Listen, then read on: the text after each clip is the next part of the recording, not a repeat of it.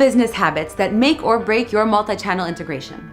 Multi-channel selling is becoming prevalent, especially these days in which information technology is fast changing and developing.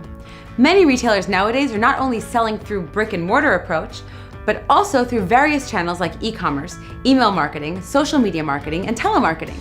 And we call this multi-channel strategy. This strategy can deliver huge output because a multi-channel business can reach a broad range of customers. However, multi-channel selling also means multitasking. Unlike omnichannel, in which all channels are synchronized and integrated, multi-channel systems need constant alignment. Although multichannel EDI is being used to connect all channels, some companies would rather use OmniChannel EDI because all channels can become one entity.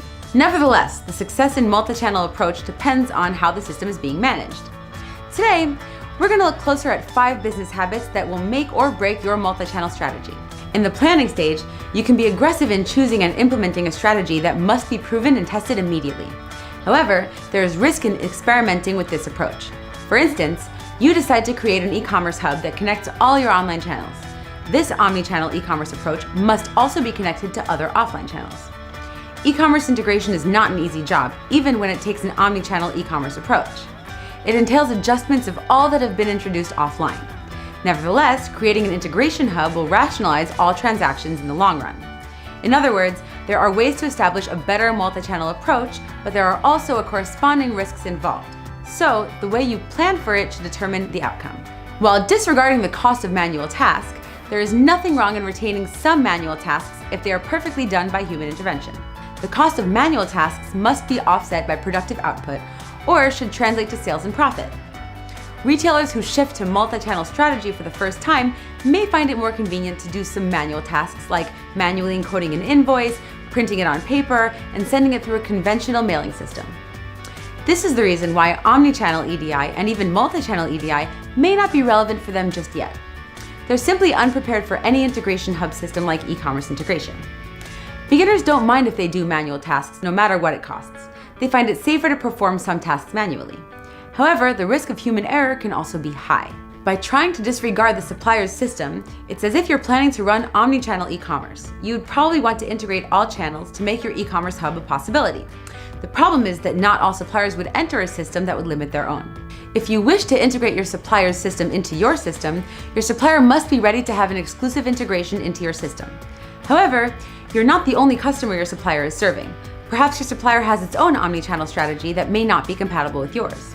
In relation to this, a multi-channel approach may be ideal. This is the reason why it is wise not to disregard your supplier's system, so you can better implement a sound strategy.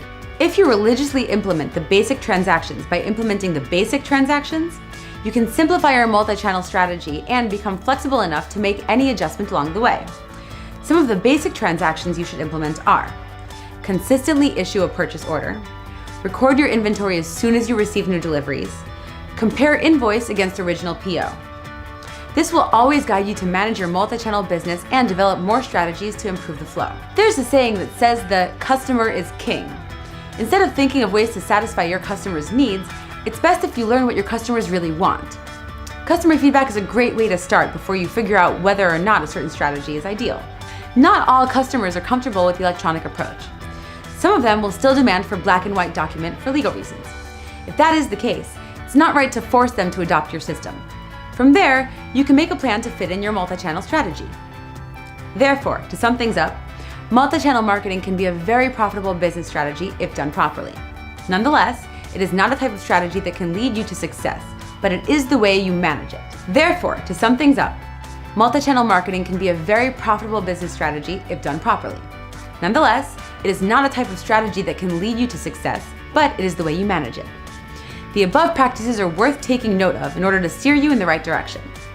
Visit Amasoft.com to learn more about this and all of our EDI services.